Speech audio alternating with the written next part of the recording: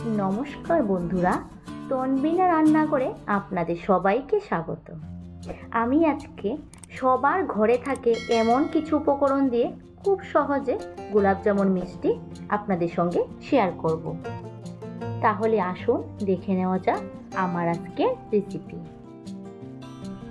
এবার নিয়েছি এখানে বড় সাইজের একটি বাটি, এর মধ্যে দিয়ে দিয়েছি হাফ কাপ পরিমাণে আটা। আমি কিন্তু এখানে কোনো ব্র্যান্ডের আটা মেনশন করিনি, যে কোনো আটা ব্যবহার করতে পারবে।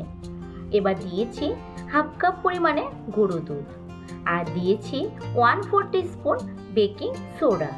আমি কিন্তু এখানে বেকিং পাউডার ব্যবহার করিনি। আর দিয়ে দিয়েছি 1 চামচ ঘি।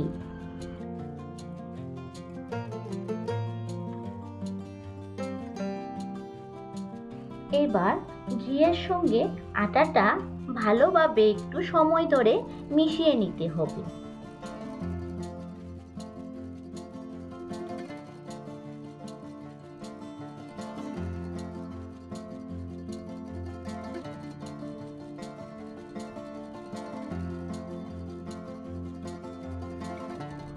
দেখুন, ঘিয়ের সঙ্গে আটাটা খুব সুন্দরভাবে মেশানো হয়ে গিয়েছে। এবার আগে থেকে জাল দেওয়া রুম টেম্পারেচারে রাখা দুধটা আমি এখানে 4 চামচের মতো দিয়ে দিচ্ছি। দিয়ে ভালোভাবে একটু মিশিয়ে নিচ্ছি। আমার কাছে মনে হচ্ছে আরও একটু দুধ লাগবে, তার জন্য আমি এখানে আরও একটু দুধ মিশিয়ে নিচ্ছি। এখানে কিন্তু একেবারে সবটা দুধ ঢেলে দিলে হবে না। আমরা যে রাইস খাওয়ার যে চামচগুলি থাকে, ওই চামচগুলি দিয়ে অল্প অল্প করে দুধটা মিশাতে হবে। এরকম একটা স্টিকি ডো তৈরি করে নিতে হবে। আমরা রাইস খাওয়ার যে চামচগুলি থাকে, ওই চামচগুলি দিয়ে মেপে 10 টেবিল চামচ লিকুইড দুধ ব্যবহার করেছি। এবার এটাকে ভালোভাবে মেখে নিতে হবে। দেখুন, খুব সুন্দরভাবে মেখে নেওয়া হয়ে গিয়েছে।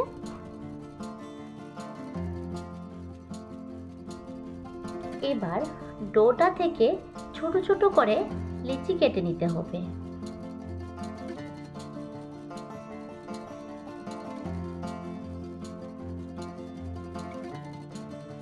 লিচিগুলি কাটা হয়ে গিয়েছে। এবার একটা একটা করে আমি এখানে মিষ্টি শেপ দিয়ে দিচ্ছি।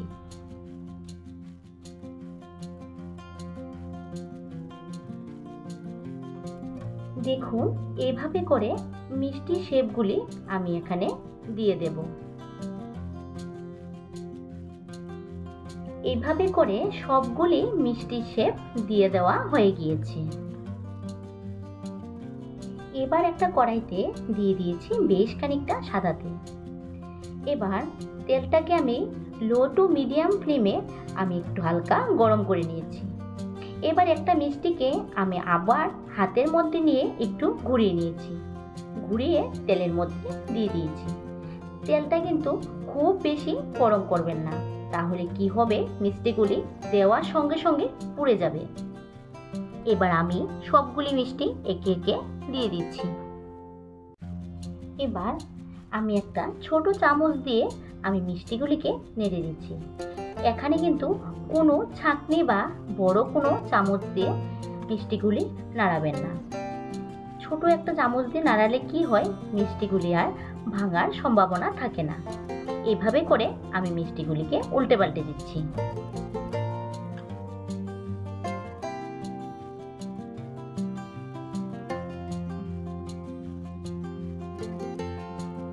গ্যাসের ফ্লেমটাকে মিডিয়ামে রেখে 10 থেকে 15 মিনিট আমি মিষ্টিগুলিকে ভালোভাবে ভেজে নিয়েছি।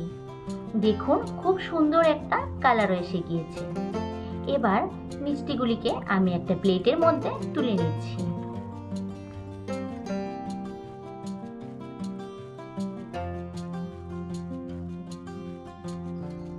গোলাপ জামুনের শিরাটা বানানোর জন্য এখানে একটা পাত্রে নিয়ে নিয়েছি 1 কাপ পরিমাণে চিনি আর 1 কাপ পরিমাণ জল। এবার দিয়ে দিয়েছি 2টো এলাচ। এলাচটাকে ফাটিয়ে দিয়েছি। আর দিয়ে দেব অল্প একটু জাফরান বা কেশর। এটা অপশনাল, আপনারা চাইলে এটা নাও দিতে পারেন। জাফরানটা দিলে কি হয়, গোলাপ জামুনটা খেতে যেমন ভালো লাগে আর স্মেলটাও খুব ভালো আসে। দেখুন জাফরানটা দেওয়ার পর শিরাটা খুব সুন্দর একটা কালার এসে গিয়েছে। শিরাটা খুব একটা ভারী শিরা তৈরি করলে হবে না। দেখুন এরকম একটা হালকা একটা শিরা তৈরি করে নিতে হবে। শিরাটা তৈরি করা হয়ে গিয়েছে। এবার মিষ্টিগুলি শিরার মধ্যে দিয়ে দিচ্ছি।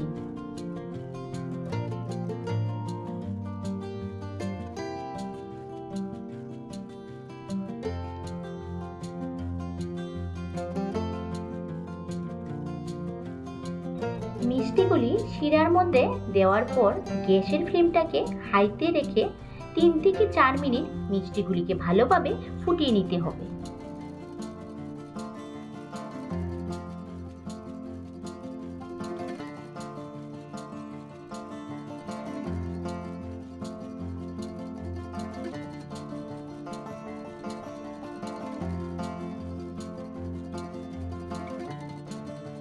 থেকে 4 মিনিট মিষ্টিগুলিকে ভালোভাবে ফুটিয়ে নিয়েছি। এবার গ্যাসের ফ্লেমটাকে অফ করে আমি এটাকে ঢাকা দিয়ে 1 ঘন্টা রেখে দেব। 1 ঘন্টা পরে ঢাকাটা খুলে নিয়েছি।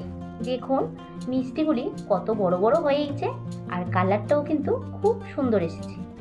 এবার মিষ্টিগুলিকে একটা প্লেটের মধ্যে তুলে নিয়েছি। তুলে নিয়ে মিষ্টিগুলির উপরে দিয়ে দিয়েছি আবারও একটু মিষ্টি শিরা।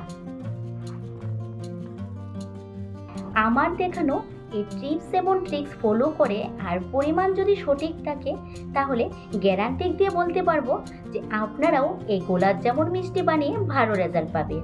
আর কেউ বুঝতেও পারবে না যে এটা আটা দিয়ে তৈরি করা হয়েছে। এবার আপনাদেরকে একটা কেটে দেখাচ্ছি। দেখুন ভিতরটা কতটা সফট হয়েছে আর চাপা দিলে একেবারে রসটা বেরিয়ে আসছে। আমার আজকের রেসিপিটি যদি ভালো লেগে থাকে তাহলে লাইক, শেয়ার ও সাবস্ক্রাইব করে পাশে থাকার অনুরোধ রইল।